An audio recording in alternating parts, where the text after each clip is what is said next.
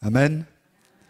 On va prendre la parole du Seigneur ensemble dans le livre d'Ésaïe, chapitre 40.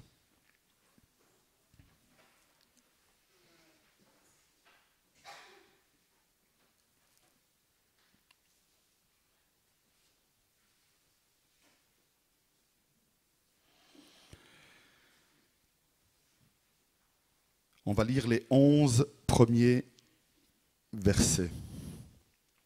Isaïe 40, du verset 1 au verset 11, qui dit comme ceci: « Consolez, consolez mon peuple, dit votre Dieu. Parlez au cœur de Jérusalem, parlez au cœur de l'église d'Andenne, et criez-lui que sa servitude est finie, que son iniquité est expiée, qu'elle a reçu de la main de l'Éternel au double de tous ses péchés.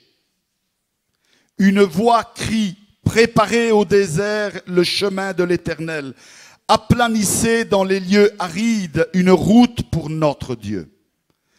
Que toute vallée soit exaucée, que toute montagne et toute colline soient abaissées, que les coteaux se changent en plaine et les défilés étroits en vallons. Alors la gloire de l'Éternel sera relevée, et au même instant toute chair le verra, car la bouche de l'Éternel a parlé. Une voix dit, crie, et il répond, que crierai-je? Toute chair est comme l'herbe, et tout son éclat comme la fleur des champs. L'herbe sèche, la fleur tombe quand le vent de l'Éternel souffle dessus. Certainement, le peuple de l'église d'Andenne est comme l'herbe. L'herbe sèche, la fleur tombe, mais la parole de notre Dieu subsiste éternellement. Monte sur une montagne, haute montagne, Sion, pour publier la bonne nouvelle. Élève avec force ta voix, Jérusalem, pour publier la bonne nouvelle. Élève ta voix, ne crains point. Dis aux villes de Juda, voici votre Dieu. Voici le Seigneur, l'Éternel vient avec puissance. Et dans son bras, il commande. Voici le salaire est avec lui. Et les rétributions le précèdent. Comme un berger, il paîtra son troupeau. Il prendra les agneaux dans ses bras et les portera dans son sein. Il conduira les brebis qu'il allaite. Amen. Que l'Éternel bénisse sa parole dans nos cœurs encore ce matin. Ce qui caractérise l'être humain des animaux, ce n'est pas son intelligence. Parce que parfois, malheureusement, je dois dire que les animaux sont plus intelligents que les êtres humains. Il y a quelqu'un qui est d'accord avec moi? Malheureusement. Je crois que ce qui caractérise vraiment la différence entre les êtres humains et les animaux, ce sont les sentiments. Les animaux n'ont pas de sentiments. On pourrait croire que parce qu'ils viennent vers nous et ils sont tout joyeux quand ils nous voient, que c'est des sentiments de joie. Je ne sais pas si vous m'entendez. Est-ce que c'est possible d'avoir un autre micro, s'il vous plaît? Merci. Donc, est-ce que c'est possible d'avoir un autre micro? Oui? Merci. Voilà. Donc, je disais qu'il y a une différence. Ce n'est pas la seule, heureusement d'ailleurs, mais je pense qu'il y a des différences qui sont importantes. Et entre autres, un sentiment et le sentiment ou les sentiments sont une grande différence qu'il y a entre nous et les animaux. Je vais retrouver mon esprit, hein. Pardonnez-moi, parfois il y a des situations qui sont comme ça. Et donc, je disais comme ça que, oui, ce qui nous différencie fortement entre nous et le reste de la création, si je pourrais dire comme ça, c'est les sentiments. Nous sommes animés de sentiments, frères et sœurs.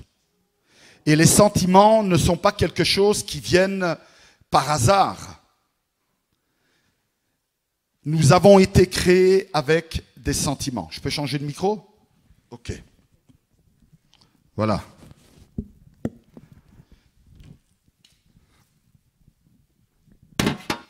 Merci. Hop.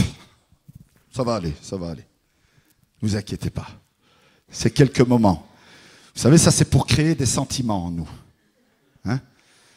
Des sentiments de colère, des sentiments d'énervement, des sentiments de déception. Et c'est justement de celui-là que je voudrais vous parler ce matin. Ce matin, je voudrais vous parler de ce sentiment de déception. Le sentiment de déception, c'est un des sentiments les plus forts dans l'être humain. Il prend place en nous dès l'enfance. Il y a des bébés qui, alors qu'ils n'ont que quelques mois, parce qu'ils n'ont pas l'attention de leur maman, au fond d'eux-mêmes, ils ont ce sentiment de déception et donc ils l'expriment par des larmes, par de la colère, par des cris. Ils veulent leur maman. Dès l'enfance, ce sentiment va prendre place dans le cœur de l'être humain et va grandir avec lui jusqu'à la mort. Durant toute notre vie, nous sommes poursuivis ou, je vais utiliser un terme fort, attaqués par ce sentiment qu'est la déception. Il y a, je parlerai d'autre chose, hein, je commence de la naissance et je veux aller directement à la mort. Il y a aussi des chrétiens qui au moment de leur mort sont déçus de ne pas avoir obtenu la guérison de Dieu ou ne pas avoir obtenu la réponse de Dieu à leurs prières. Et ils meurent avec ce sentiment de déception dans leur cœur. Il y a des chrétiens aussi qui meurent en colère parce que leur prière n'a pas été exaucée. Le sentiment de déception est un sentiment qui nous accompagne durant toute notre vie. Malheureusement, je dois dire, mais c'est important que nous le sachions cela. Et c'est important que nous comprenions ce que Dieu veut nous dire ce matin par rapport à cela. Nous pouvons être déçus par une multitude de choses. Je parlais de la naissance. Nous pouvons être parfois déçus de ne pas naître dans la bonne famille. Est-ce possible? Oui.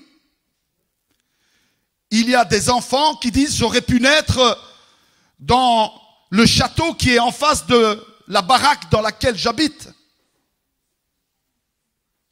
Et être déçu de ne pas être né dans une famille où il y a tous les biens, toutes les possibilités que d'autres ont. On peut être déçu, parfois, cela arrive, déçu peut-être même de la nationalité que nous avons. Il y en a qui disent, ben, j'aurais voulu être américain et être comme Trump. Quand on dit Trump, il n'y a pas beaucoup qui disent Amen. Hein?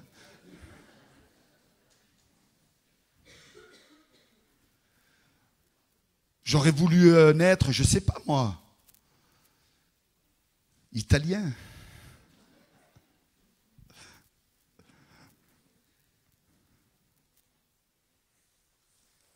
Peut-être que je suis déçu parce que dans la famille où je suis, mes parents se disputent.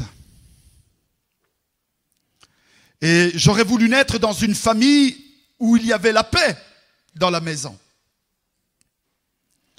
Où je vois des parents qui s'aiment, des parents qui émanent de la paix, qui émanent des sentiments de bonheur et de joie. Pourtant, je suis peut-être né dans une famille chrétienne, mais je ne vois pas ça. Je ne vois pas ces sentiments-là dans mes parents et je suis déçu dans la famille dans laquelle je suis né.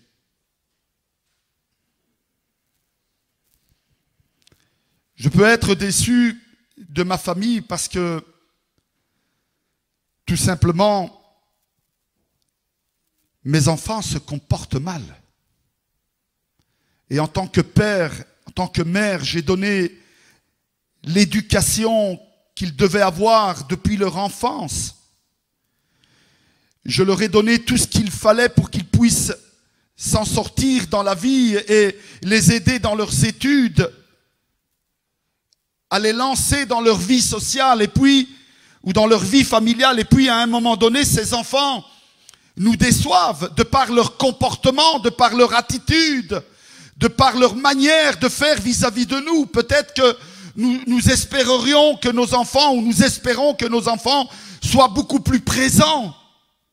Mais malheureusement, ils ont leur vie et cela nous déçoit. Nous voudrions quelque chose de plus de nos enfants. Oh, je veux tout de suite rassurer tout le monde. Je ne suis pas en train de parler de choses que j'ai été péché chez un, péché chez l'autre. Et ce matin, je divulgue à haute voix. Hein. Attention. Je vous parle de quelque chose que Dieu a mis dans mon cœur ce matin.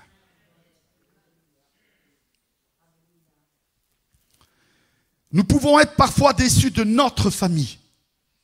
Famille au sens large. Famille en parlant de nos grands-parents, en parlant de nos oncles et nos tantes, de nos cousins. Nous pouvons être déçus parce que nous nous attendions à autre chose et parfois on se dit, mais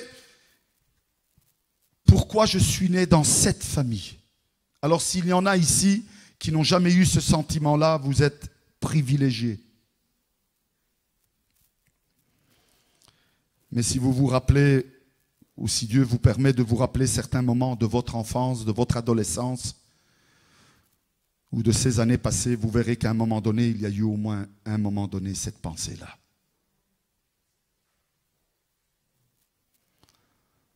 On peut être déçu en amour. On aurait aimé, dans le fond de notre cœur, il y a une jeune fille ou un jeune garçon dans l'église ou peut-être à l'école ou ailleurs et on a des sentiments dans notre cœur et puis on se rend compte que cette personne n'a pas d'intérêt pour nous et nous sommes déçus. Ce sentiment prend place fortement dans notre cœur. Ou peut-être que finalement nous avons conquéri ce cœur, cette fille ou ce garçon et nous arrivons le jour du mariage et puis nous sommes dans cette vie de couple et nous sommes déçus par l'homme qui est à nos côtés ou l'épouse qui est à nos côtés. Nous aurions espéré des choses différentes dans notre vie de couple. Nous pouvons être déçus de par les projets qui manquent dans notre vie de couple. Et on se dit, je m'attendais à autre chose de ma vie de couple. Mais on peut être aussi déçu de par l'énormité des choses. On va dans tous les sens dans notre couple, on ne s'en sort pas. On a l'impression qu'on n'arrive pas à faire quelque chose de complet. On démarre une chose et on s'arrête en cours et on en démarre une autre et puis on en démarre une autre et la vie elle est faite de situations incroyables et on est déçu par cela parce qu'on voudrait au moins en atteindre une un jour. On est déçu.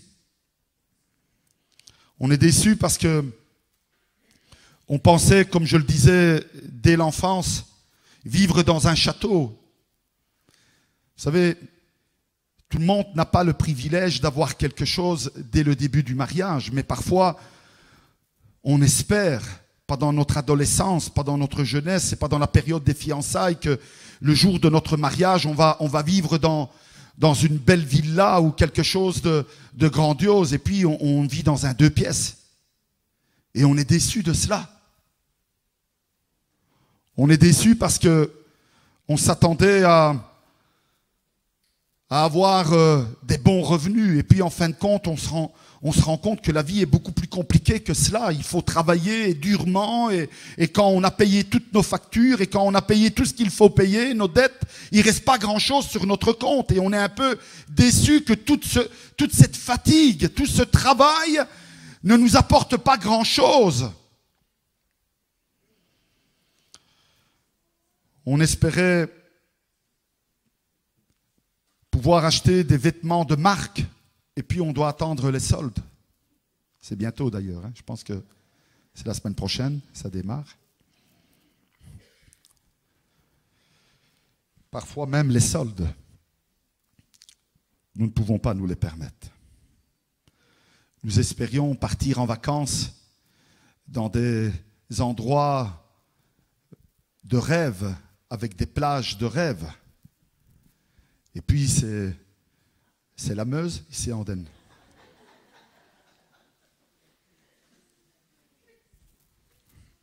N'y allez pas parce qu'elle est dangereuse, hein, la Meuse. On espérait beaucoup de choses.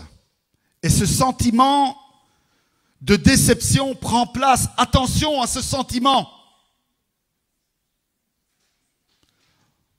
On peut être déçu parce qu'on espérait pouvoir aller au restaurant souvent, au moins tous les dimanches. Et puis tous les dimanches, au lieu d'aller au restaurant, on est chez les parents ou chez les beaux-parents, ou pire encore, tout seul à la maison. Nous, on a choisi d'être tout seul à l'église, tous les dimanches à midi. Quand le culte finit, Stella et moi, on mange notre sandwich tranquillement, et puis après-midi, on continue notre travail de la journée pour le Seigneur. Mais il y en a, ils peuvent être déçus, ils espèrent le dimanche pouvoir au moins faire des sorties. Et puis non, il faut se lever et aller au culte. On peut être déçu de la société en général. Les gens qui nous entourent ne sont pas des gens agréables. Le travail que l'on fait ne nous épanouit pas. Les revenus que nous en avons ne sont pas ceux que l'on attendait. La société est devenue telle qu'elle est. Elle sombre de plus en plus dans une forme d'égoïsme, d'égocentrisme. L'homme vit pour lui-même, de plus en plus. Vous savez, les agapes que nous faisons une fois par mois dans cette église, ce n'est pas juste le but de manger ensemble. C'est parce que dans cette église, nous avons compris, il y a déjà maintenant, je pense, 15 ans, déjà, nous avons compris que nous ne pouvons pas vivre uniquement et continuellement, toujours enfermés chez soi, dans nos maisons. Et s'il n'y aurait pas ces agapes au moins une fois par mois, beaucoup d'entre vous, vous ne vous connaîtriez pas et pourtant vous venez dans la même église. Et ça, c'est pas parce que il y a envie de ne pas connaître l'autre, mais parce que tout simplement la société dans laquelle nous vivons nous porte à vivre de cette façon-là. Nous sommes enfermés chez nous, dans nos maisons.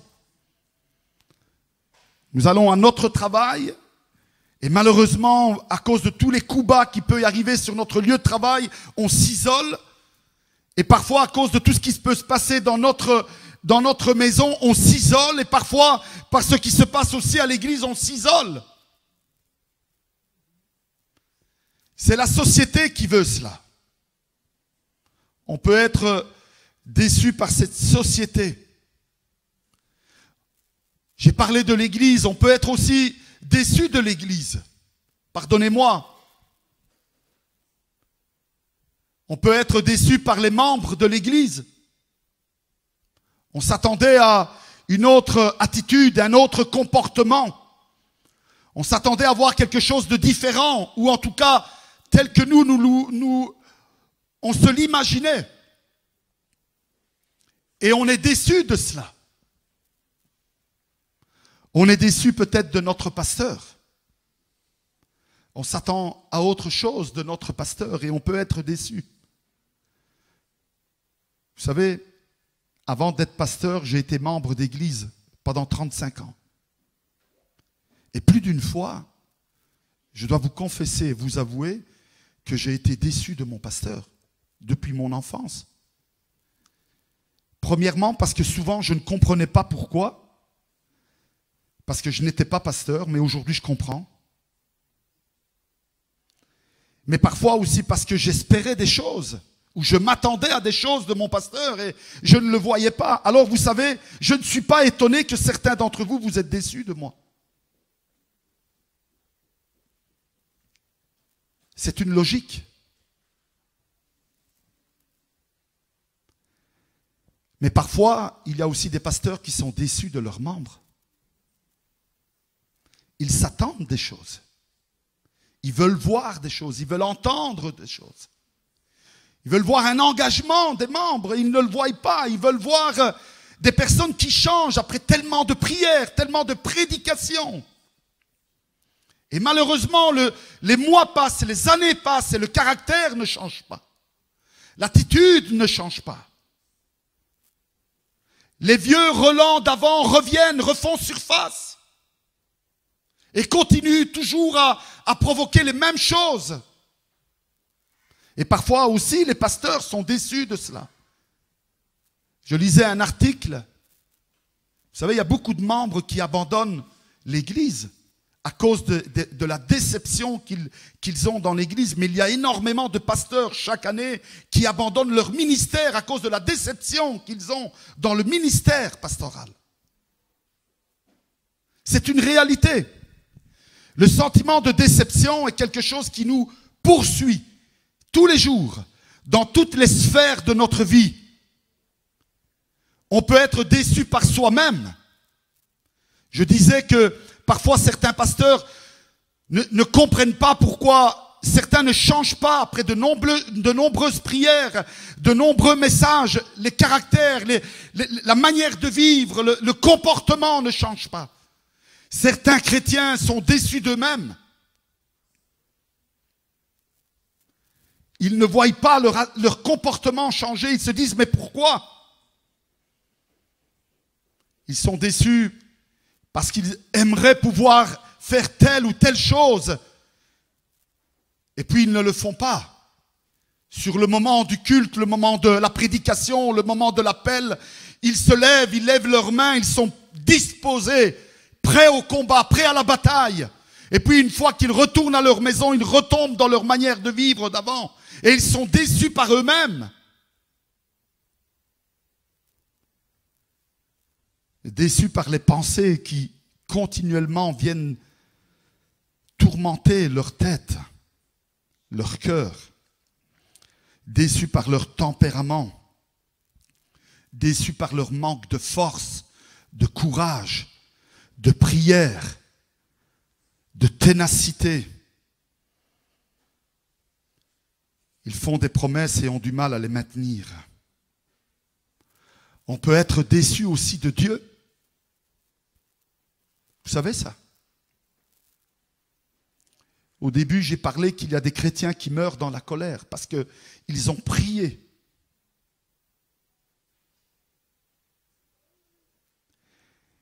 Il y a peut-être parmi nous des personnes qui sont déçues parce qu'ils prient pour que leur époux change ou leur épouse change et ils ne voient pas de changement et ils sont déçus. Ils disent à quoi ça sert de prier? Ils sont déçus parce qu'ils demandent à Dieu de changer leur situation financière et rien ne change et ils sont déçus que Dieu n'intervient pas.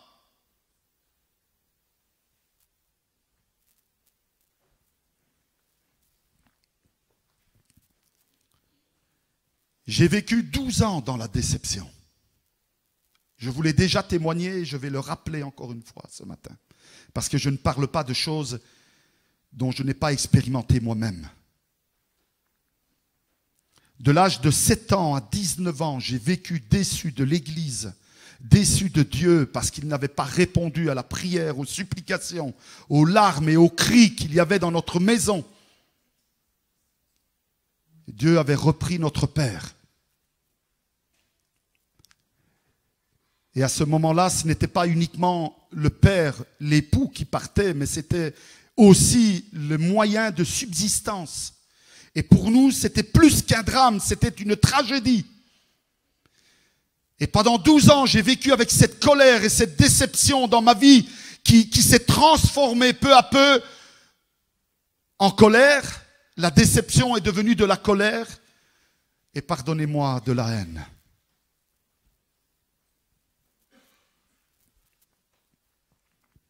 Alors oui, moi je peux croire que ce matin parmi nous, parce que je l'ai été moi-même, je peux croire que parmi nous ce matin, il y a des gens qui sont déçus de Dieu.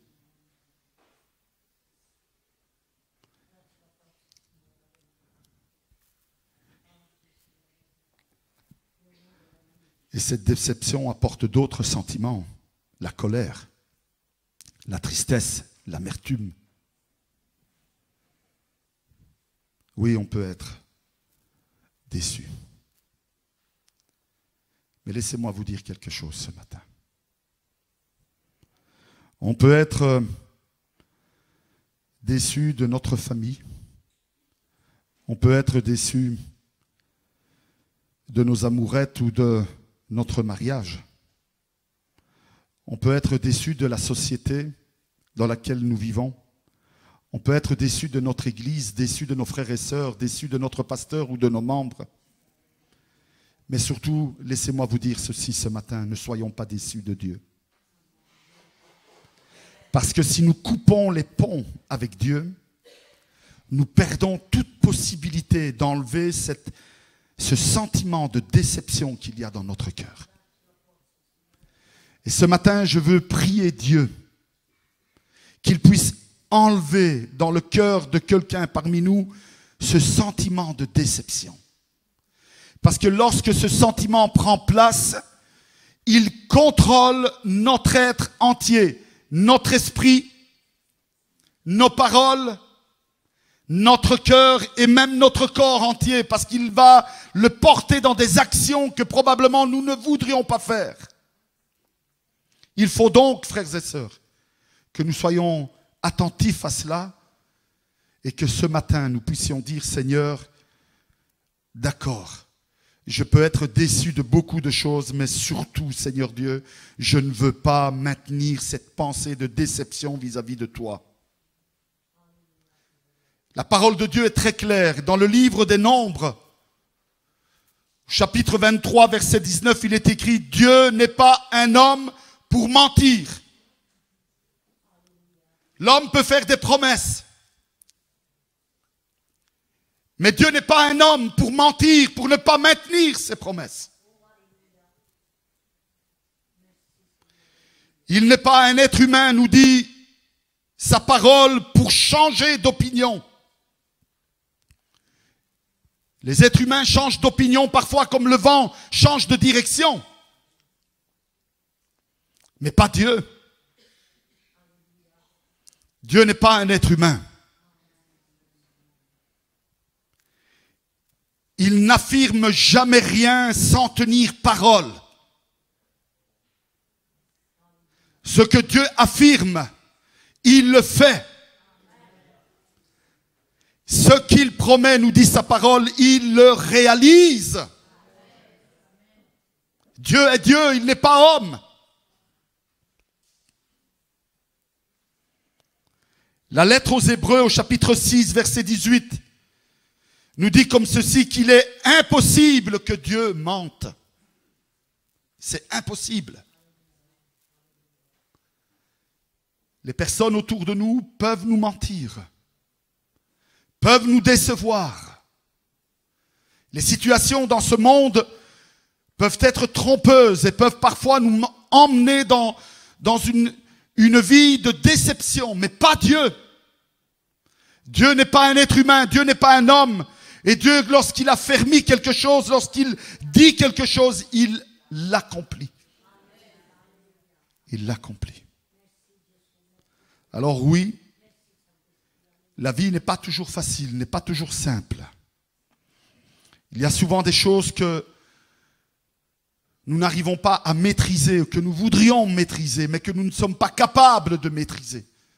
Frères et sœurs, vous ne pouvez pas maîtriser les pensées qu'il y a dans votre épouse ou dans votre époux. C'est impossible.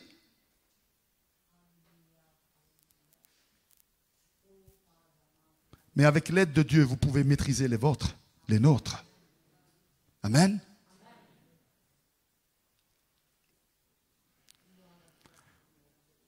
Vous ne pouvez pas maîtriser l'évolution du monde dans lequel nous vivons, malheureusement. La Bible nous dit que dans les derniers temps, même l'amour de ceux qui croient, des enfants de Dieu, se perdra, se refroidira, diminuera. Même dans les enfants de Dieu, malheureusement, ces choses arriveront et nous ne pouvons pas l'empêcher. C'est le monde, l'évolution du monde dans lequel nous vivons. C'est la réalité des choses. Mais nous pouvons empêcher que l'amour de Dieu dans nos cœurs diminue. Ça, nous pouvons l'empêcher.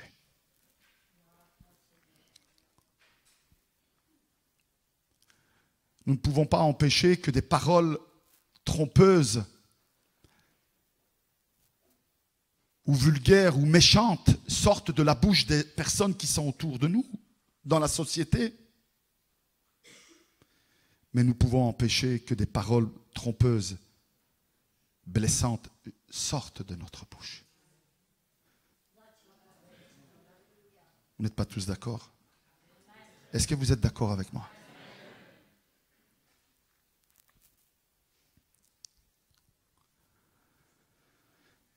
Alors il y a un moyen de faire cela. Quelle est la clé pour faire cela? Qu'est-ce que je dois faire pour que ma vie change, mes pensées changent, mes projets changent, ma manière de voir le monde change? Qu'est-ce que je dois faire? Regardez ce que nous dit le psaume 37, versets 4 et 5. Il dit, fais de l'Éternel tes délices. Waouh! Fais de l'Éternel le centre de tes pensées. Et il te donnera ce que ton cœur désire. C'est incroyable. Vous savez, parfois nous croyons que ce que nous désirons est la meilleure chose pour nous. Mais en réalité, ce n'est pas la meilleure chose pour nous. Dieu, lui, le sait. Il sait ce que ton cœur a besoin. Parce qu'il l'a créé, il l'a formé. Il le connaît avant même que toi, tu connaisses tes pensées. Lui connaissait déjà les tiennes et les miennes. Avant que tu ne prennes conscience de tes propres désirs, lui, il les connaît déjà.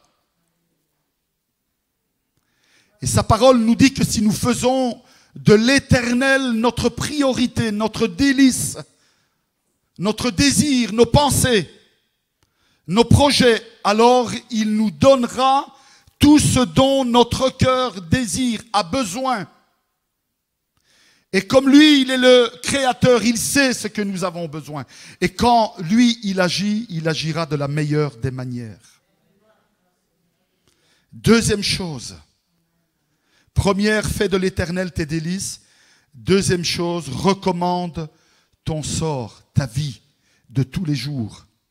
Ton couple, ta famille, ton travail, ton église, ton pasteur, tes membres.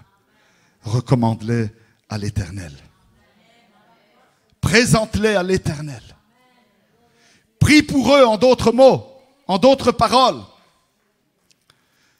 Permettez-moi de rajouter cela. Arrêtons de nous lamenter, d'être déçus et surtout commençons à prier. Amen.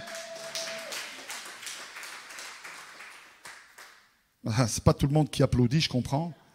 C'est plus facile de se lamenter que de prier, je le reconnais. Ça sort plus facilement. C'est plus facile de dire « Ah là là là là !» celui-là, hein, que de dire « Seigneur, je t'en prie, aide mon frère. Aide-le à changer. »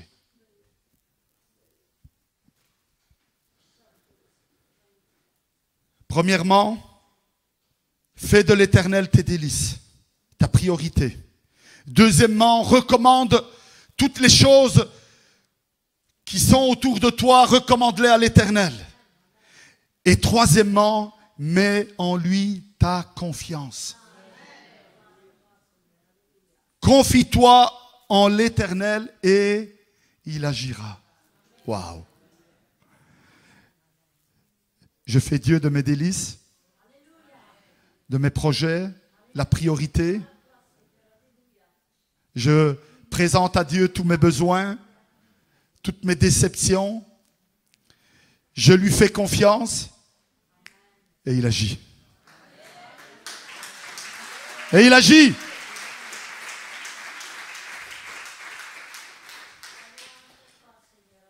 Je peux vous assurer une chose, que je ne mettrai plus jamais 12 ans pour me confier en l'Éternel. Plus jamais.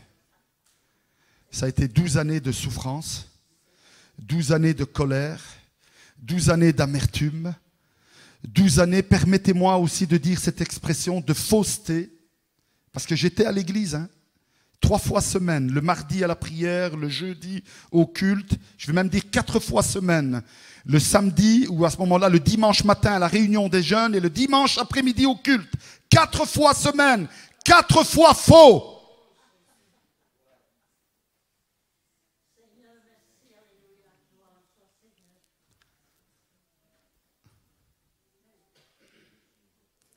Je ne vais pas dire qu'il y en a parmi nous ce matin, je vais offenser personne. Mais chacun de nous, nous nous connaissons. Nous savons réellement ce qui se passe dans notre cœur. Moi, j'ai confessé, parce que c'est le passé. Et je ne veux plus retourner dans ce passé-là. C'est pour ça qu'aujourd'hui, quand des choses arrivent à mes oreilles, je les prends, je les envoie à Dieu. C'est toi qui prends soin de ça, Seigneur. Une situation de famille dans l'église, confie-toi en l'Éternel. Et il agira. Il agira. Nous, on peut faire des tas de choses, ça ne marche pas. Ça ne marche pas. Mais quand lui, il agit, ça change. Confions-nous en l'Éternel, mes frères, mes sœurs. Oui, faisons de l'Éternel nos délices, parce qu'il nous donnera ce que notre cœur désire. Recommandons notre sort, nos familles, nos maisons, notre travail, notre Église à l'Éternel. Faisons-lui confiance et il agira. Amen. C'est pas une belle parole pour un dernier culte de l'année, ça? Hein? Gloire à Jésus, alléluia! Gloire à Jésus, alléluia! Merci Seigneur. Merci pour vos encouragements. Mais surtout, merci et gloire à Dieu. Gloire à Dieu pour notre Église. Parce que cette Église, plus nous nous confions en l'Éternel, plus il agira dans cette Église. Alléluia. Amen. Arrêtons ces sentiments de déception. Parce qu'ils ne viennent pas de Dieu. Ils sont là pour nous faire du mal. Et de toute façon, ils ne changeront rien. Nous pouvons être les plus déçus au monde, ça ne changera rien. Tu peux être déçu de la famille dans laquelle tu es né, tu y es né. Tu peux être déçu de ton couple, tu y es. Alléluia.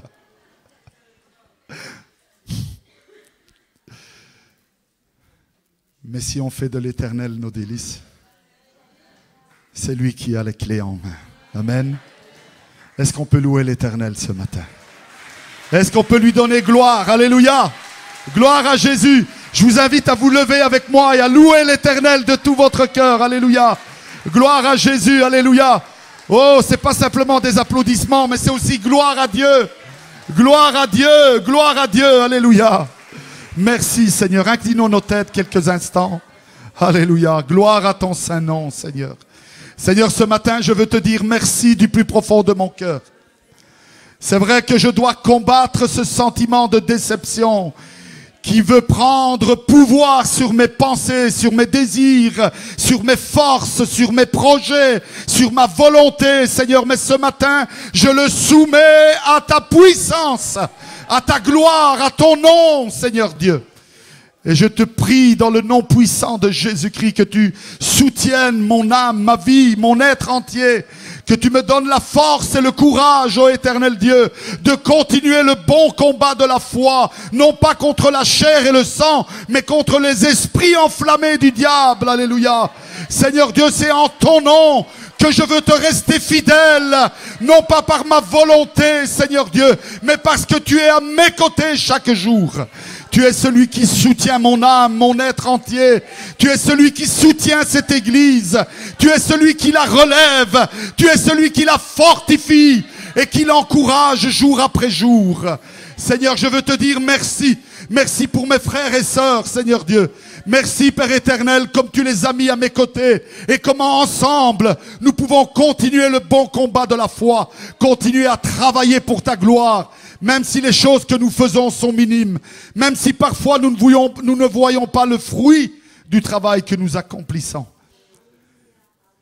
Mais cette église restera parce qu'elle est dans ton plan et dans ta volonté. Et elle continuera à croître par ta gloire et pour ton nom et uniquement pour ton nom éternel. Parce que c'est toi qui l'as voulu dans cette ville. C'est toi qui la guide. Et si les pasteurs ne sont pas dans ta volonté, tu les changeras. Et si les membres ne sont pas dans ta volonté, tu les changeras. Et tu mettras en eux, dans leur cœur, ta volonté, ta parole et tes désirs. Parce que cette église t'appartient. Et ce sera avec nous ou sans nous. Mais ce que tu as projeté, tu le feras. Parce que tu es un Dieu fidèle.